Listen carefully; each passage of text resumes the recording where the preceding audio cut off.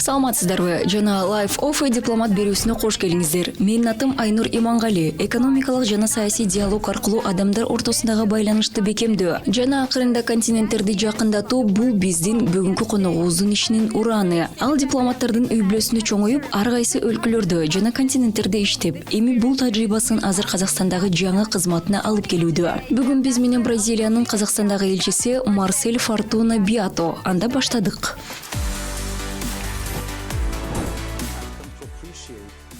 Мен муну мурда да айткам, бирок дагы бир жолу көчмөн деген эмне экенин түшүнүүнүн маанилүүлүгүн баса белгилегим келет. Казакстан сыяктуу өлкөлөр биздин алдыга жылуубузда эл аралык системанын келечегине карай кадам ташташыбызда негизги ролду ойнойт. Биз азыр абдан чоң потенциалды ишке ашырууга мүмкүнчүлүгүбүз бар этаптабыз. Бразилияда 200 миллион адам жашайт жана биз дүйнө жүзүндө болжол менен 1,5 миллиард адамды тамак аш менен камсыз кылабыз. Ооба, бул абдан таасирдүү экен. Менимче бул жаш болгону менен олуттуу адамдын абройлуулугунун көрүнүшү.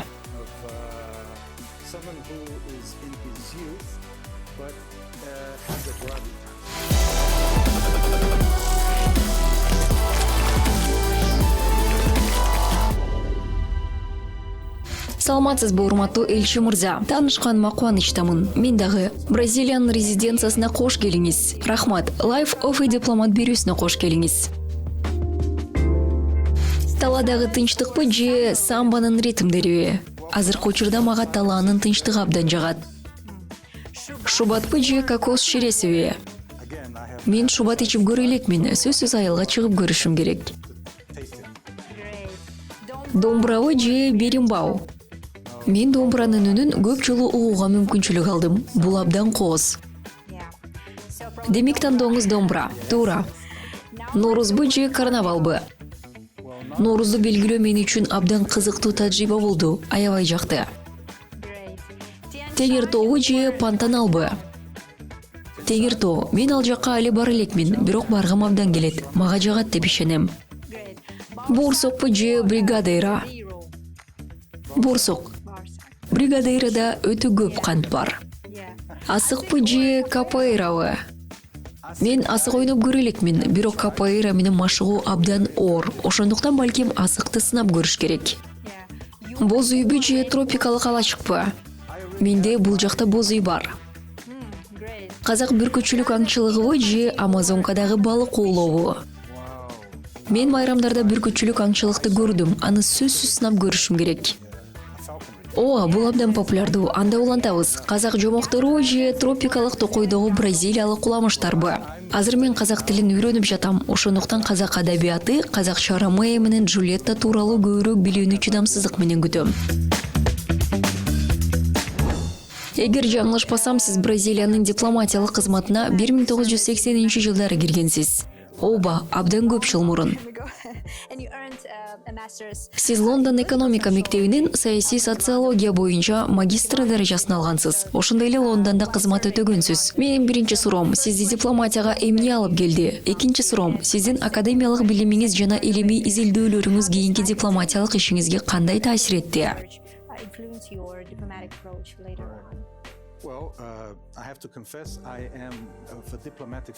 Чынын айтсам, мен дипломаттардын үй бүлөсүнөн болом. Атам дипломат болгон, агам дипломат. Эми болсо күйөө балам да дипломат. Ошондуктан бул менин канымда бар жана албетте бул кесипте тандашыма таасир этти. Мен айтар элем, жаштыгымдын көпчүлүк бөлүгүн чет өлкөдө өткөргөндөн кийин өз өлкөнү чындап түшүнүү үчүн кээде сырттан карап көрүү керек экенин түшүндүм.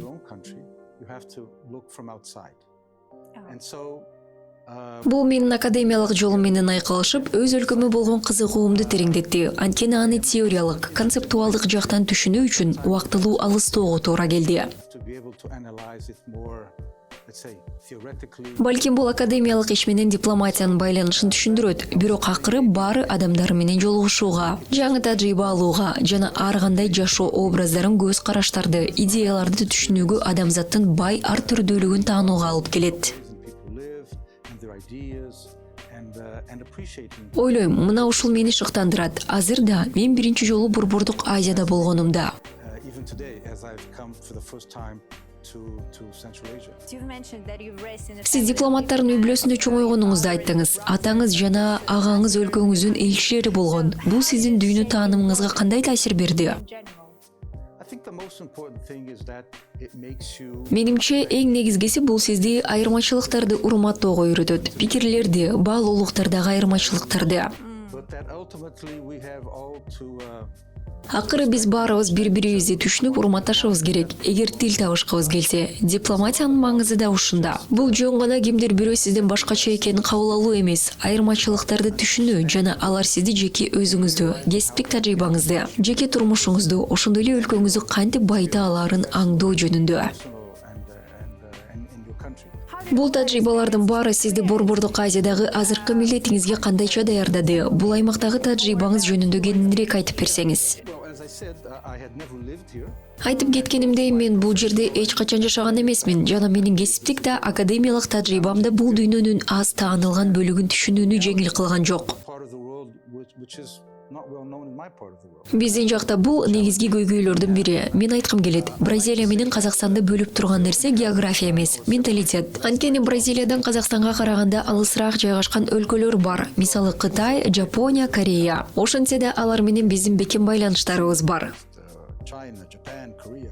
We have strong relations. Мурун бул өлкөлөрдөн Бразилияга көп сандагы иммигранттар келген. Ошондуктан негизги милдет физикалык эмес, маалыматтык аралыкты кыскартуу. Дал ошол аралык көп учурда пикир келишпестиктерди, түшүнбөстүктөрдү жана жалган маалыматты жаратат. Prejudice, and fake news. So this has been one of my core. Бул менин негизги кызыгууларымдын бири болуп калды. Мен көрүп турам, иштей турган багыттар абдан көп. Бул тууралуу кийин да сүйлөшөбүз. Бирок мен үчүн эң негизгиси мен айткандай көчмөн болууну түшүнүү. I mentioned this before. This idea of trying to understand what Милдеттүү түрдө төз мааниде эмес, бирок жок дегенде руханий жактан көчмөн болуу. Ойлойм, бул жагынан мен дипломат катары да көчмөнмүн. nomad. I am a nomad in many ways. And as I mentioned to you, Кесипкөй көчмөн. professional nomad. And as I said to you, I Ооба, кесипкөй көчмөн. Жана айтканымдай менде өзүмдүн боз үйүм бар. Бул боз үйдүн сырткы көрүнүшүндө эмес, мазмунунда. Бул жерде көрүп жаткандын баары менин чогулткандарым. have been hoarding. Буларды өзүңүз менен алып жүрөсүз. Yeah, so I think it's a way of Ооба, 40 жылдан бери менимче бул менин жеке тажрыйбам менен кесиптик тажрыйбамды бириктирүүнүн жолу. Биздеги ар бир искусство чыгармасынын өзүнүн тарыхы бар. Эмне үчүн ал сатып алынган, эмне үчүн мурасталган, же эмне үчүн белекке берилген жана кайсы шартта. Мунун баары менин жашоомду сезүүгө мүмкүнчүлүк берет. my life. Бразилия менен Казакстандын ортосундагы азыркы дипломатиялык жана экономикалык кызматташуунун абалы кандайча сүрөттөлөт? All countries, as I said, have Биздин өлкөлөр акыркы 10-15 жылдан бери дипломатиялык байланыштарды сактап, элчиликтерди ачып келишет. Ошентсе да мен кызматташтыгыбыздын толук потенциалын ишке ашыруудан дагы алыс экенибизди ойлойм. mainly certain commodities like Казакстан негизинен айыл чарбасына керектүү жер семирткичтер сыяктуу чейки затты, ошондой эле күкүрт экспорттайт. Өз кезегинде Бразилия салыштырмалуу жогорку технологиялуу продукцияны жеткирет. Мисалы айыл чарба техникасын жана атүгүл учактарды. a series of Brazilian planes. But Айтмакчы, Астанада логистикалык тапшырмалар үчүн жана мага айтылгандай тамак аш жеткирүү үчүн да колдонулган бир катар бразилиялык учактар иштейт. Бирок менимче кыйынчылыктын бир бөлүгү инфраструктурада. Бул чоң чакырык. as we see, this will make, let's say, trade Биз региондо чыгышка да, батышка да карай транспорт жана логистика жолдору өнүккөн сайын биздин өлкөлөр ортосундагы соода натыйжалуураак жана экономикалык жактан пайдалуураак болот деп үмүттөнөбүз. Бул контекстте да Казакстан сыяктуу өлкөлөр стратегиялык роль ойнойт. future of the international system. I think just last week Чындап эле жаңы эл аралык байланыштар архитектурасына жол ачууда. Өткөн жумада жаңылышпасам Кытайдын катышуусунда S5+1 форматы боюнча жолугушуу өттү. Ага чейин Европа өкүлдөрү менен да окшош форматта жолугушуу болгон. Бул жалгыз мисалдар эмес. Мунун баары Казакстан жана Борбор Азия аймагы барган сайын байкала баштап, эл аралык аренада көңүлдү көбүрөөк буруп жатканын далилдейт. Сиз экономикалык кызматташуу жөнүндө айтып өттүңүз. Ал канчалык маанилүү деп ойлойсуз? Бразилиялык бизнес, бразилиялык компаниялар Казакстан рыногуна кызыгуусу артып жатканын байкайсызбы? yes, we have about 5 or 6. Ооба, бул жерде бул жол менен 5-6 ири бразилиялык компания иштейт. Алардын бири мен буга чейин айткан консалтинг фирмасы. Бирок мындан башка да бар. Айрыкча тамак аш экспорттоо тармагында, ошондой эле Казакстандын тамак аш өнөр жайына инвестиция салууга кызыккан ири ишканалар. Мында кубаттуу насосторду жана энергетикалык жабдууларды чыгарып, жеткирүү менен алектенген компаниялар да бар. Ошондой эле Embry компаниясы Бразилиянын эң ири учак экспорту менен алектенген ишканалардын бири бул жерде иштейт. Мындан тышкары агрардык технологиялар, бизнес башкаруу жана уюштуруу жаатында иштеген бразилиялык компаниялардын да кызыгуусу бар. Менимче биз сунуштай турган нерселер көп. In the area of business management, where I think we have a lot to offer. Ал эми илим, технология жана инновациялар тууралуу эмне дейсиз? Бул тармактар биздин өлкөлөр ортосундагы мамиледе кандай роль ойнойт? So one of the things that I've done Тилекке каршы азырынча чоң роль ойнобойт. Ошондуктан мен жасаган иштин бири бул Астанадагы бир катар университеттерге кайрылуу болду. Мен Максут Нарикбаев атындагы университеттен жана Назарбаев университетинен баштадым. Биз алар менен иш-чараларды уюштуруп, академиялык алмашууну баштоого аракет кылып жатабыз. Ал эми Назарбаев университети менен биз бир кадам алдыга жылып, Тоо-Кен тармагы, аэрокосмостук өнөр жай, айыл чарба жаатындагы мүмкүнчүлүктөрдү талкуулап жатабыз. aerospace, agriculture.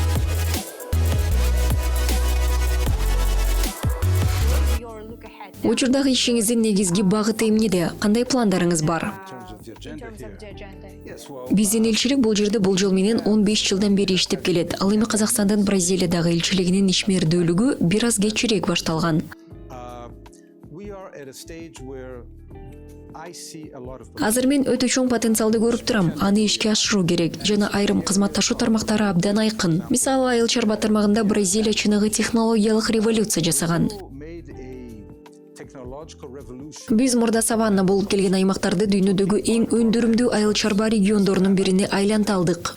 Very large area, fairly, let's say, Саванна бул негизи талаага окшош. Аба ырайы катаал, топурагы да өтө түшүмдүү эмес кеңир аймактар. good, and it transformed it into the most. Биз ушундай нерсе бул жерде да мүмкүн деп ишенебиз. Ошондуктан бразилиялык дыйкандар кызыгуу менен бул жака келип жатышат. Айрымдары мурда келип көрүшкөн, жана азыр соя өндүрүү мүмкүнчүлүгүн караштырып жатышат. Анткени алар абдан жогорку түшүм алууга болоруна ишенишет. Because he believes that you can have very high productivity. Yes, as some experts. Сизге кошулам, айрыкча Казакстандын аймагы жана ресурстары боюнча потенциалы тууралуу эксперттердин пикирин эске алганда. And it's very flat land. Ооба, бул жерде жер түз. Жана менин оюмча Казакстан дүйнөдөгү айдоо жерлерин кеңейтүү боюнча эң чоң мүмкүнчүлүгү бар 3-4 өлкөнүн бири.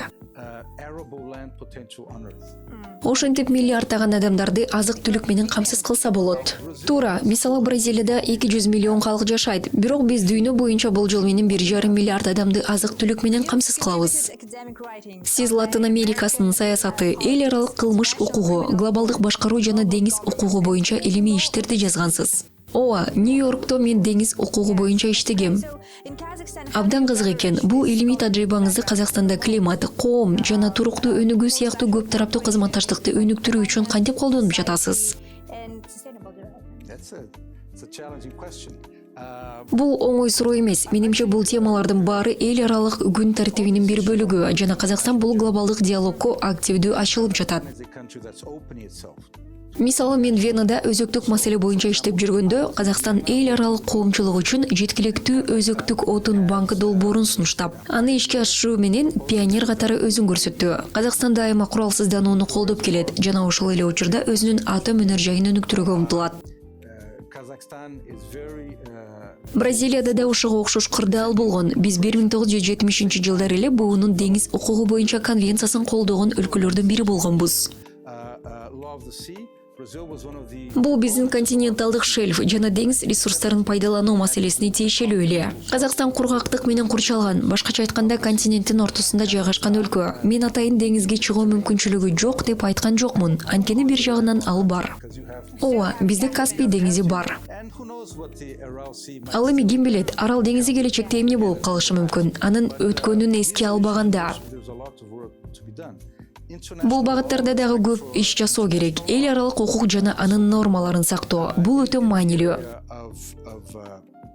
Let's say Latin America. Анын ичинде бул маселелерге Латын Америкалык мамиледен караганда да. Мен айтат элем, биздин аймактардагы деле бири-бирин аз билишет. Бирок мен сизге кызыктуу мисал келтирейин. Which I think is very interesting. Kazakhstan is part of Central Казакстан Борбордук Азиянын бир бөлүгү жана азыр Борбордук Азия бир регион катары калыптана баштады. Биринчи кадам этникалык аралык жаңжалдарды жана ага байланышкан чек ара талаштарын токтотуу болду. border disputes.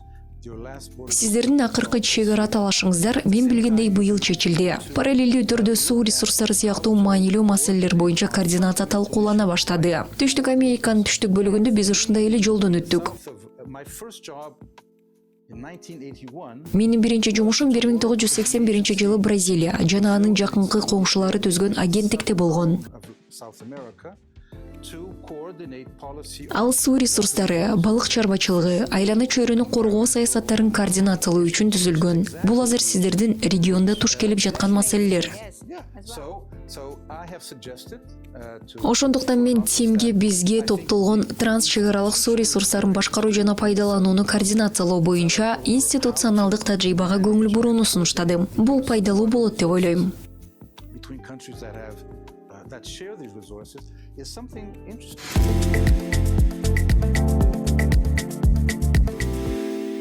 Акырында эгер маданий диалог жана алмашуу жөнүндө сөз кылсак, акыркы демилгелерибиз кандай болду эле? Our recent initiatives. Балким сиз билбейсиз, азыр Астана балетте 5 бразилиялык балет артисти иштейт. Astana Ballet. Чын эле.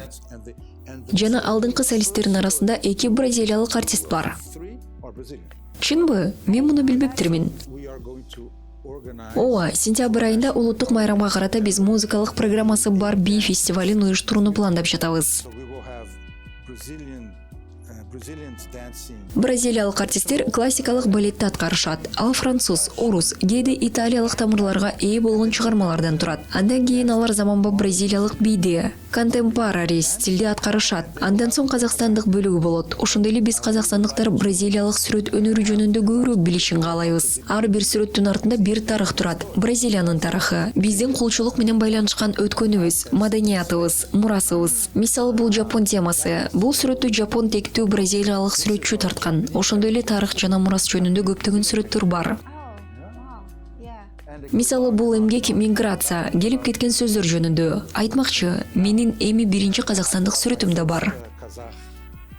Чыгармалардын артында ушул маанилер чындап эле абдан кызыктуу экен. So art and Ооба, искусство менен спорт чындап эле чек араны билбейт. Алар чыныгы биримдикти түзөт. Бизде, балким билсеңиз керек, көптөгөн бразилиялык футболчулар бар. of Brazilian football players in five-a-side as well as Мини футболдо да, чоң талаада да, ошондой эле бул жакта джиу-джитсу боюнча машыктыруучулар иштейт. Мени бир учур абдан таасирленти. Бир айдай мурда дүйнө чемпионаты болуп өткөн паралимпиадалык дзюдо боюнча. championship, I think it is of Para-Olympic judo. Yeah. Yeah. Паралимпиадалык дзюдо бул көрүү мүмкүнчүлүгү чектелген спортчулар үчүн. Бразилиялык команда келип күч сынашты, көптөгөн медалдарды жеңип алышты. Декабрда ошондой эле чемпионат Бразилияда өтөт жана биз казакстандык спортчуларды алдын ала келип бразилиялыктар менен бирге машыгууга чакыргыбыз келет. Head and train with the Brazilians. Бул мыкты алмашуу болмок. Yeah, but the message is Ооба, бир эле ойлоп көрүңүз. Көрбөгөн адам өз өлкөсүндө жашап, спортту, анын үстүнө контакттык спортту үйрөнөт. Андан соң бүт дүйнөнү кыдырып, ушундай эле чакырыктарга туш болгон башка адамдар менен анан бирге машыгат. to practice it with other people in a similar situation.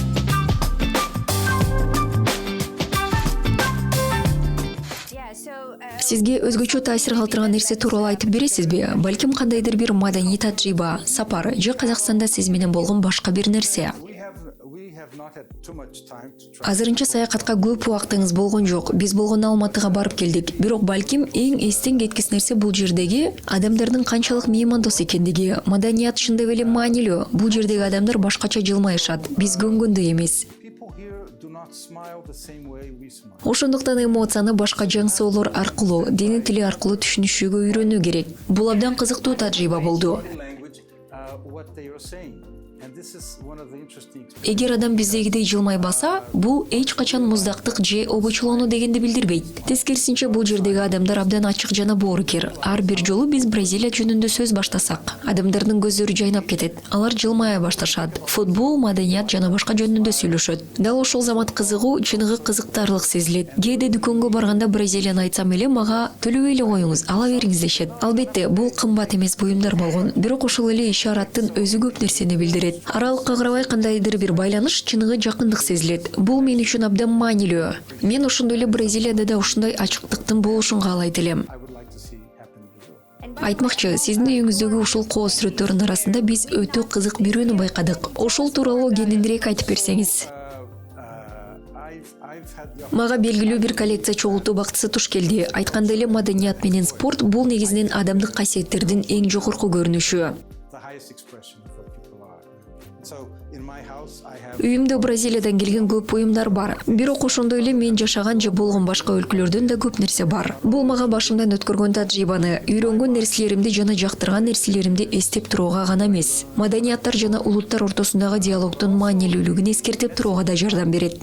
the importance of cultivating other cultures and other nationalities. I think this is an expression of authority.